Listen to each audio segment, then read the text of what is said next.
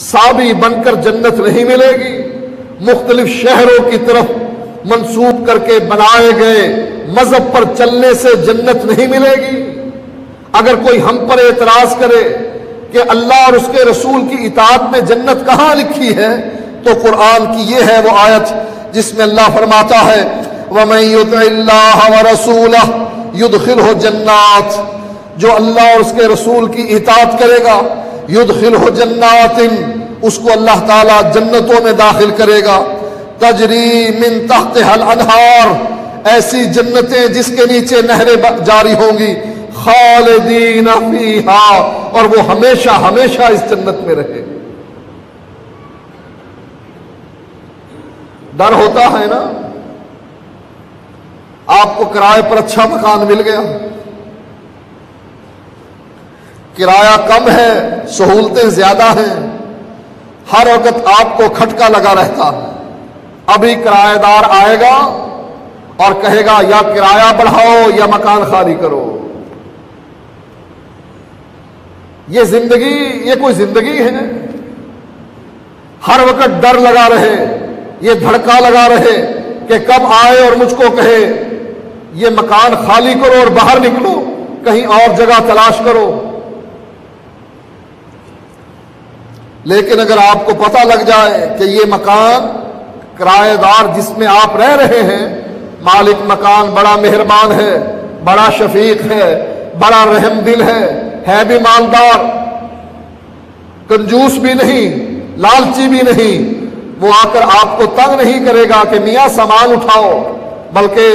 آپ کے لیے اجازت ہوگی کہ رہو جب تک آپ کا دل چاہتا ہے، ہم آپ سے خالی نہیں کروائیں گے، آپ اطمینان سے اس گھر میں رہیں گے کہ پریشانی ہی کوئی نہیں۔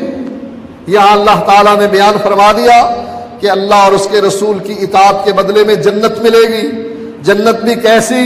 کہ جس میں نہریں جاری ہوں گی، پھر فرما دیا خالدین فیہا، ہمیشہ ہمیشہ رہو گے اس جنت میں، وذالک الفوز العظیم، اور یہ سب سے بڑی کامیابی۔ نماز پڑھنے پر جہنم ملے، روزہ رکھ کر جہنم ملے، زکوٰۃ دے کر جہنم ملے، اپنے مرضی کے بنائے ہوئے عمل کر کے جہنم ملے، اس عمل کا کیا فائدہ؟ آپ جو عمل کر رہے ہو اس پر اللہ کے نبی کی اطاعت کی مہر ہے، اللہ کے نبی نے اسے سر انجام دیا ہے، اگر دیا ہے تو خوش قسمت ہیں، وذالک الفوز العظیم، یہ بڑی کامیابی ہے جس پر آپ رواں دواں ہیں کہ آپ کی نماز محمدی، آپ کا روزہ محمدی، حج کا طریقہ محمدی، زکوٰۃ کا طریقہ محمدی، نکاح اور طلاق کا طریقہ محمدی، معیشت اور معاشرت محمدی، آپ کی سیاست محمدی، ذالک الفوز العظیم، یہ بہت بڑی کامیابی ہے۔ کیوں؟ وَمَن يُطِعِ اللَّهَ وَرَسُولَهُ، کیونکہ آپ اللہ اور اس کے رسول کی اطاعت کر رہے ہیں، جس کی اطاعت کے بدلے میں جنت ملتی ہے، اور یہ بہت بڑی کامیابی ہے۔ لیکن خدا نہ کرے، اللہ نہ کرے، اگر آپ کی لائن بدل گئی، محمدی کی بجائے حنفی، شافی، مالکی، حنبلی، بریلوی، دیوبندی، نقشبندی، قادری، چشتی، سہروردی بن گئی لائن، پھر نماز بیکار، روزہ بیکار، حج بیکار، زکوٰۃ بیکار، نکاح اور طلاق کا طریقہ غلط۔ قیامت کے دن آپ یہ اعمال لے کر اللہ کے حضور میں پیش ہو جائیں، اللہ میں 70 سال نماز پڑھتا رہا، رات کو تہجد بھی پڑھتا رہا، اب اللہ پوچھے گا طریقہ کیا تھا، کس طریقے پر؟ کیا کہیں گے؟ جھوٹ بولیں گے؟ کیا خیال ہے آپ کا؟ اللہ کو دغا دے دیں گے آپ؟ دھوکہ کر لیں گے اللہ سے؟ اللہ اگر پوچھے گا کس طریقے سے میاں پڑھتے رہے نماز، آپ نہیں بولیں گے، اگر آپ جھوٹ بولنے کی کوشش کریں گے اللہ منہ پر مہر لگا دے گا، آپ کے اعضاء بول کر بتائیں گے اللہ حنفی طریقے کی پڑھتا رہا، میں تو ہاتھ زیر ناف رکھتا رہا، رفع الیدین نہیں کرتا تھا، آمین نہیں کہتا تھا، پاؤں سے پاؤں نہیں ملاتا تھا، اگر کوئی ملائے اپنا پاؤں کھینچ لیتا تھا کہ کہیں جراثیم مجھ کو نہ لگ جائیں۔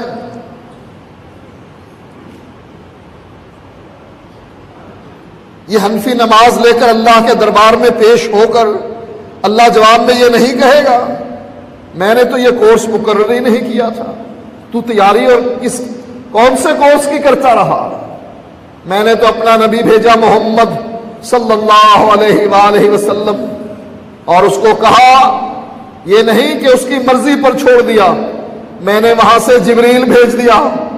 جبریل 2 دن تک میرے نبی کو نماز پڑھاتا رہا۔ نبی مقتدی نہیں بنے، امام بنے ہیں، لیکن یہاں جبریل کے مقتدی بن رہے ہیں، جبریل امام بن رہا ہے۔ 2 دن تک نبی نماز پڑھ رہے ہیں جبریل کے پیچھے، جبریل اللہ سے سیکھ کر آ رہا ہے، اپنے نبی کو سکھا رہا ہے، نبی صدیق اکبر کو سکھا رہے ہیں اور اپنے دوسرے صحابہ کو سکھا رہے ہیں، اور ساتھ ساتھ کہہ رہے ہیں صلو کما رأیتمونی اصلی، نماز اس طریقے سے پڑھنا جس طریقے سے تم نے مجھ کو پڑھتے دیکھا۔ اور ہم اللہ کے نبی کو کیا جواب دیتے ہیں؟ اپنا طریقہ سنبھال کر رکھیے، ہمیں ضرورت نہیں آپ کے طریقے کی، ہمارا طریقہ وہ ہوگا جو ہمارے امام نے ہمیں بتلایا ہے۔ آپ کون ہوتے ہیں طریقہ بتلانے والے؟ اور یہ آوازیں میدان عرفات میں سنائی دی جاتی ہیں جب وہاں امام ظہر اور عصر کی نماز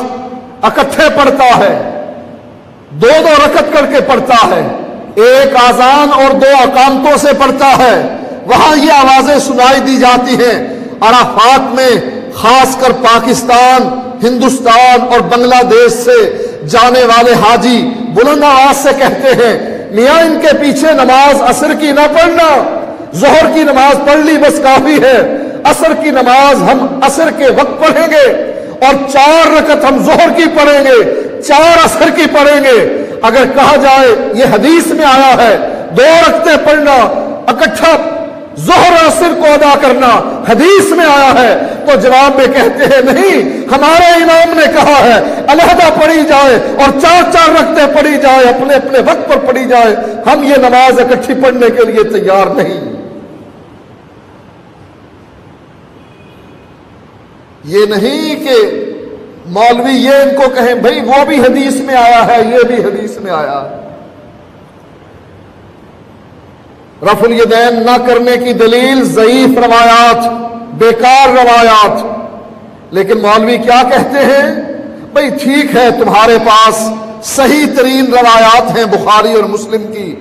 ہمارے پاس بھی تو ہے نا ترمذی ابو داؤد کی، تمہارے پاس صحیح اور ہمارے پاس ضعیف ہیں تو صحیح نا۔ یہ ویسے ہی مثال ہے، ایک آدمی سیب لے کر، آم لے کر، خربوزہ لے کر کھڑا ہو اور اس میں کیڑے بل بل کر رہے ہو، کیڑے اس پھل میں پھر رہے ہو، باہر اور اندر نکل رہے ہو، اس کا طواف کر رہے ہو، اور ایک آدمی کے پاس تازہ پھل، بہترین پھل، اب وہ کیڑے والا کہے میرے پاس بھی تو پھل ہے نا، بے شک کیڑے والا ہے تو صحیح، میاں اگر یہ پھل واقعی تجھے اچھا لگتا ہے کھا، تیرے پیٹ کے اندر یہ گندے کیڑے جائیں گے، ہمارے پاس بہترین پھل ہے۔ بخاری اور مسلم کی صحیح ترین احادیث جس کے بارے میں علی ابن مدینی فرماتے ہیں کہ جو اس بخاری اور مسلم کی عبداللہ ابن عمر کی حدیث سنتا ہے رفع الیدین کرنے کی، اس پر یہ فرض ہو جاتا ہے کہ فوراً عمل کرے، اس لیے کہ اس کی کڑیاں سونے کی کڑیاں۔ لیکن وہاں میدان عرفات میں یہ آواز بھی نہیں نکلتی کہ تمہارے پاس بھی حدیث ہے، ہمارے پاس بھی حدیث ہے، بلکہ کیا کہتے ہیں؟ ہمارے پاس ہمارے امام کا قول ہے کہ نہیں، ہم نے اکٹھی نہیں پڑھنی۔ ایسے لوگوں کے بارے میں اللہ تعالیٰ نے یہیں پر فرما دیا جہاں فرمایا تھا جو اللہ اور اس کے رسول کی اطاعت کرے گا وہ جنتی ہے، وَذَلِكَ الْفَوْزُ الْعَظِيمُ، اور یہ بہت بڑی کامیابی ہے۔ ساتھ ہی فرما دیا وَمَن يَعْصِ اللَّهَ وَرَسُولَهُ، جو اللہ اور اس کے رسول کی نافرمانی کرے، وَيَتَعَدَّ حُدُودَهُ، اور اس کے حدود کو پھلانگے،